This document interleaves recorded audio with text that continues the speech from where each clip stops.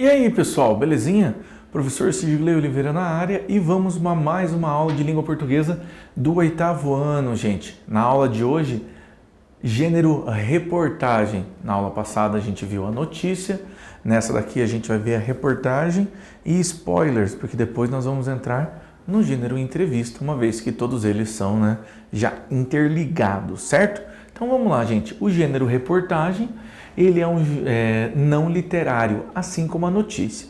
Então, grande parte das coisas que nós trouxemos da notícia para dentro a gente pode trazer para dentro do gênero literário, não literário reportagem. Por quê, pessoal? A reportagem ela vai ser mais aprofundada, ela vai ser muito mais aprofundada, justamente porque você vai ter mais tempo.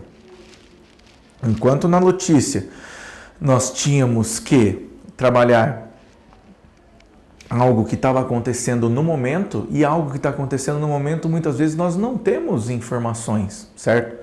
Vamos supor que o repórter acabou de ver algo acontecer, né? Não sei, vamos pensar num exemplo aqui. Vamos pegar um exemplo triste, né? Vamos pegar Brumadinho. Então, Brumadinho, quando rompeu a barragem de Brumadinho, tinha acabado de acontecer, então entra lá, a barragem de Brumadinho acabou de se romper. O máximo que ele ia poder falar que aonde ficava Brumadinho, se ia a onda com as coisas da mineradora passaram por cima da cidade, qual cidade que foi, se morreram pessoas, essas informações mais simples. Então eram notícias. Cada momento nós íamos tendo noticiazinha. Noticiava um pouco aqui, um pouco aqui, um pouco aqui, um pouco aqui, sempre com um pouquinho a mais de informação e retomando. Então, por exemplo, nos momentos que a gente está passando agora de pandemia, certo? Todo dia tem um pouquinho de informação. Só que o restante é o quê? É repeteco. É repeteco. Tem isso, tem isso. Então, essas informações elas são importantes sim, mas nós precisamos ter certeza de como que a gente está trabalhando esses argumentos, essas maneiras. Então, primeiro, o que é relevante? Uma notícia ela é relevante, mas é relevante que eu a transforme em uma reportagem? Porque a reportagem ela vai envolver muito mais coisas. A reportagem ela vai envolver aprofundamento. A reportagem ela vai envolver desenvolvimento. A reportagem vai envolver entrevistas. Então, enquanto a notícia ela é mais superficial, a reportagem ela vai demandar muito mais trabalho, planejamento e tempo para que ela seja preparada, justamente para que o autor, para que a pessoa que está trabalhando consiga ter um desenvolvimento, certo? Então, ela é considerada um texto jornalístico, uma vez que ela é do mesmo tipo que a notícia, e vai ser vinculada aos meios de comunicação, os mesmos que a notícia. Jornais, revistas, televisão, internet, rádio, entre outros. O que a gente pode pôr esse entre outros? Hoje em dia, a notícia ela é muito vinculada às redes sociais, WhatsApp, Telegram, vários messengers que a galera usa, dá para mandar por ali. As redes sociais são a fonte para a galera assistir reportagem. E muito mais que na televisão. Por quê? Porque a internet te dá uma vantagem para você assistir a reportagem na hora que você quer. A televisão nós éramos presos a ver na hora que passava na televisão. Então o jornal, o jornal às 8 horas da noite. Aquela reportagem você tinha que esperar até 8 horas da noite para ver. Se você não pudesse ver naquele momento, você não via mais. Agora não. Agora nós podemos ver depois e ver quantas vezes forem necessários, certo? O repórter é a pessoa que está incumbida de apresentar a reportagem a qual aborda temas de uma sociedade em geral. Então a reportagem ela pode vir a ter uma pessoa ou várias pessoas. Essa pessoa estará na pessoa do repórter.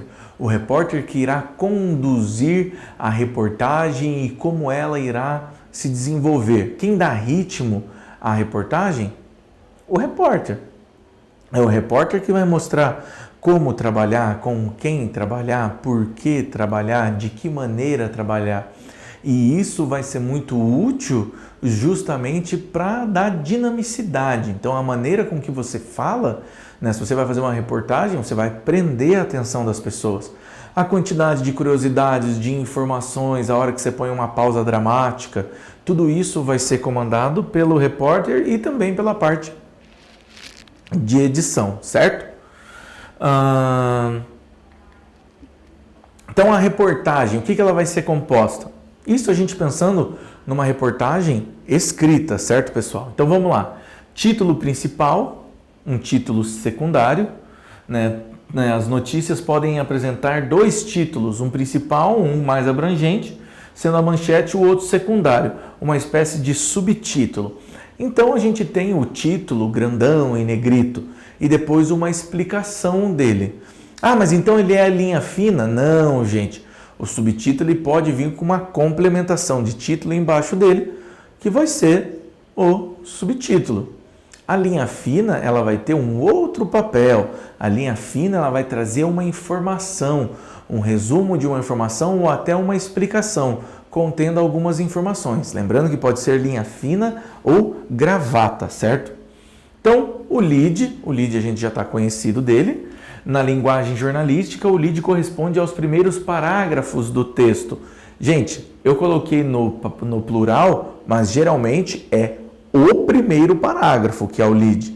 Nele tem que conter quem, quando, como, onde e porquê. Do texto jornalístico, os quais devem conter informações mais importantes, que serão discorridas pelo autor.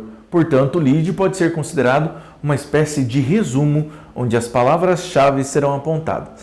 Então, o resumo e uma palavra-chave estão intimamente ligados. Por quê? No lead, se a pessoa lê o lead tanto da notícia quanto da reportagem, ela já sabe do que a reportagem vai tratar. Ela já sabe do que a notícia vai se tratar. Essa informação já está implícita dentro do texto e é a partir dela que a gente vai fazer as construções. É a partir dela que a gente vai fazer a montagem de ideias e pensamentos, ok? O lead, tanto na notícia quanto na reportagem, ela tem que conter quem, quando, como, onde e porquê. Aqui, se a pessoa lê o lead, ela já tem essas 5 informações. Se ela quiser, ela não precisa ler o corpo da notícia ou o corpo da reportagem. Ah, então por que eu dou ao trabalho de fazer isso? Para a pessoa saber do que vai se tratar. Juntamente com o título, o lead pode ser também muito convidativo para que a pessoa queira ler o texto. A linha fina, que a gente já vimos ela, logo abaixo do título. Não é o que se chama de linha fina. O enunciado geralmente um pouco mais longo que o título e que contempla os assuntos determinados. Então, ali a gente já tem uma apresentação. Então veja que toda a primeira parte, tanto da notícia quanto da reportagem, ela existe justamente para nos trazer conhecimento, para tentar despertar a nossa curiosidade sobre um determinado assunto, certo? O corpo do texto, desenvolvimento do texto, sem perder de vista o que foi apresentado no lead. Ou seja, o lead, né, ele tem um resumo, que é quem, quando, como, onde e porquê, ou o que, quando, como, onde e porquê, certo? Então, a pessoa já sabe do que ela vai ler. No corpo do texto, ela não pode mudar as informações que foram apresentadas no lead, porque senão a notícia ela vai estar ficando incoerente, você não vai estar sabendo lidar com a sua notícia. E isso é de extrema importância, uma vez que você saber lidar com as informações, ajuda a deixar o texto mais rico, a deixar o texto mais forte. A gente sempre tem que levar isso em consideração. O interlúdio, pessoal, quando uma reportagem é relativamente extensa ou simplesmente trata de um assunto por diversas perspectivas, é recomendável que seja dividido em partes encabeçadas pelos interlúdios, títulos colocados ao longo do texto, a depender da variação da abordagem. Então, a partir do momento que nós temos determinados textos, né, nós temos uma reportagem muito longa. Então, vamos supor que a gente tem uma reportagem falando sobre a Copa do Mundo, né, a final da Copa do Mundo. Então, nós vamos ter que falar sobre o evento, né? A final da Copa do Mundo, ela envolve o país que está participando, os 2 times que estão jogando, as torcidas, como aquilo vai funcionar. Então, é a partir delas que a gente tem as informações principais ali dentro, certo? A legenda, pessoal. Legenda, né? Quando uma reportagem é acompanhada por uma ou mais imagens, é importante que elas estejam descritas por meios de brevíssimos textos que configuram a legenda. A legenda ela é importante, primeiro, porque na legenda vai conter a referência, da onde você tirou aquilo. Uma vez que tudo que nós trabalhamos, nós não podemos tirar do átomo do ar, pessoal. Nós temos que referenciar, sim, o que nós estamos trabalhando e como nós estamos trabalhando. É a partir daí que o nosso trabalho vai começar a ganhar mais destaque, o momento que a gente trabalha vai começar a ganhar mais amplação, beleza? Então, a legenda ela é importante porque ela informa ao leitor quem tirou a foto, aonde foi aquela foto, principalmente o dia que essa foto foi tirada. Essas informações são extremamente relevantes, belezinha? Então, as principais características do gênero reportagem. Texto em primeira e terceira pessoa. Você lembra a primeira e a terceira pessoa do singular e do plural? Então, quais são as 3 pessoas do plural e do singular? Do singular e do plural. Eu, tu, ele, nós, vós, eles. 3 para o singular, 3 para o plural, certo? Então, o texto ou vai ser no eu ou no ele, ou no nós ou no eles. Então, eu pude reparar, nós podemos reparar, eles fizeram de tal maneira, é a maneira como nós vamos trabalhando. Presença de títulos, uma vez que são eles que vão trabalhar e ficar chamando a atenção das pessoas para um determinado assunto. Temas sociais, políticos, econômicos, a reportagem, como ela é muito mais abrangente, diferentemente da notícia, que a gente noticia o que aconteceu no momento, a reportagem ela vai se aprofundar e geralmente ela vai tratar de temas. O que é um tema social? Vai tratar da cidade, da vivência das pessoas na cidade. Políticas e economias também vão fazer parte disso, uma vez que mexe com o dia a dia do cidadão. Linguagem simples, clara e dinâmica. Veja, gente, esse dinamismo é importante porque a reportagem ela já é um texto mais longo, ela já é um texto bem mais longo. Se nós ainda não formos deixar esse texto difícil, a pessoa não vai se sentir atraída àquela leitura. Porque ela já é uma leitura mais comprida, ainda sendo uma leitura difícil, isso vai afastar o nosso leitor. Então, linguagem simples, clara e dinâmica, para que a pessoa possa entender melhor o texto. Discurso direto ou indireto. O que é um discurso direto? Eu comprei a bola. O que é um discurso indireto? A bola foi comprada por mim. Vejam, primeiro eu fiz uma afirmação, eu estava fazendo a ação. Depois eu mudei e eu passei a ser o agente, de agente eu passei a ser o objeto. Vejam, eu comprei a bola foi comprada por mim. Quem passou a sofrer a ação? A bola. Então, vejam que é diferente a maneira de se falar. A objetividade e subjetividade. Objetividade é quando você é objetivo e o subjetivo é quando você dá uma enrolada.